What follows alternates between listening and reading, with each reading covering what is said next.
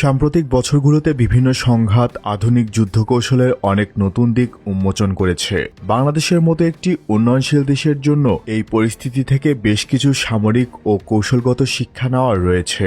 যেমন ইরানের ওপর সাম্প্রতিক হামলাগুলো প্রমাণ করেছে যে শক্তিশালী বিমান বাহিনীর পাশাপাশি একটি অভেদ্য এয়ার ডিফেন্স সিস্টেম থাকা কতটা জরুরি। শুধু ফাইটার জেট দিয়ে আকাশসীমা রক্ষা করা সম্ভব নয়, বরং আধুনিক ড্রোন এবং মিসাইল হামলা রুখতে উচ্চ প্রযুক্তির র্যাডার ও ইন্টারসেপ্টর মিসাইল জরুরি। বাংলাদেশের জন্য আরেকটি শিক্ষা হলো কোনো একটি নির্দিষ্ট দেশের ওপর সামরিক সরঞ্জামের ওপর নির্ভরশীল না হয়ে উৎস বহুমুখী করা এবং ধীরে ধীরে দেশীয়ভাবে ক্ষুদ্র এবং মাঝারি অস্ত্র নির্মাণের সক্ষমতা বাড়ানো। তবে মনে হয় অবশেষে দেশের ডিফেন্স সিস্টেম নিয়ে কিছুটা ভাবা শুরু হয়ে গেছে। আধুনিক যুদ্ধ পরিস্থিতি বিবেচনায় বাংলাদেশ সেনাবাহিনী কর্তৃক ভিএইচএফ এবং HF portable electronic warfare system ক্রয়ের টেন্ডার জারি করেছে। নিঃসন্দেহে এটি বর্তমান সময় বিবেচনায় অত্যন্ত কার্যকরী সিদ্ধান্ত এবং আধুনিকায়নের এক ধাপ এগিয়ে যাওয়া। সেনাবাহিনী ইতিমধ্যে ফ্রান্সের নির্মিত ইলেকট্রনিক ওয়ারফেয়ার সিস্টেম ব্যবহার করছে। একই সাথে ম্যান পোর্টেবল ও ভেহিকল পোর্টেবল জ্যামার সিস্টেম বেশ আগে থেকেই সার্ভিসে রয়েছে।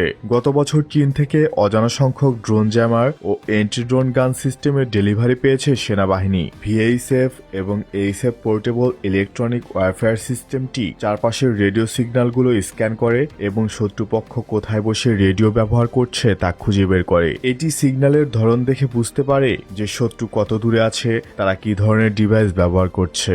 যখন শত্রুর সিগন্যাল শনাক্ত করা হয় তখন এই ডিভাইসটি সেই একই ফ্রিকোয়েন্সিতে শক্তিশালী নয়েজ বা বাধা তৈরি করে। এর ফলে শত্রুপক্ষের রেডিও বা ওয়াকিটকিতে শুধু শো শো শব্দ শোনা যায় এবং তাদের যোগাযোগ বিচ্ছিন্ন হয়ে যায়। এছাড়া এটি ফ্রিকোয়েন্সি হপিং এর মতো প্রযুক্তি ব্যবহার করে যেন শত্রু আমাদের সিগন্যাল জ্যাম না করতে পারে। বাংলাদেশ সেনাবাহিনীর বিশেষায়িত আর্মি অ্যাভিয়েশন উইং এর জন্য মার্কিন যুক্তরাষ্ট্র থেকে দুটি লাইট ইউটিলিটি এয়ারক্রাফট কেনা হচ্ছে। এর আওতায় দুইটি কিং এয়ার 360 ইয়ার বিমান কেনার জন্য টেন্ডার দেওয়া হয়েছে।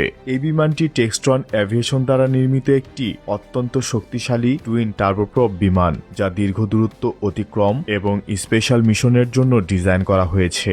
বাংলাদেশ সেনাবাহিনী তাদের Nora B-52K1 self propelled 155mm কামানগুলোর আধুনিকায়নের একটি টেন্ডার দিয়েছে। প্রাথমিকভাবে এক রেজিমেন্ট অর্থাৎ 18টি কামানের আপগ্রেশন করা হবে। তবে এই আপগ্রেশনের আওতায় কি কি থাকছে তা উল্লেখ করা হয়নি। সিপ্রিয়ের তথ্য অনুযায়ী বাংলাদেশ সেনাবাহিনীর বহরে 2 রেজিমেন্ট নোরা B-52K1 এসপি গান সার্ভিসে রয়েছে।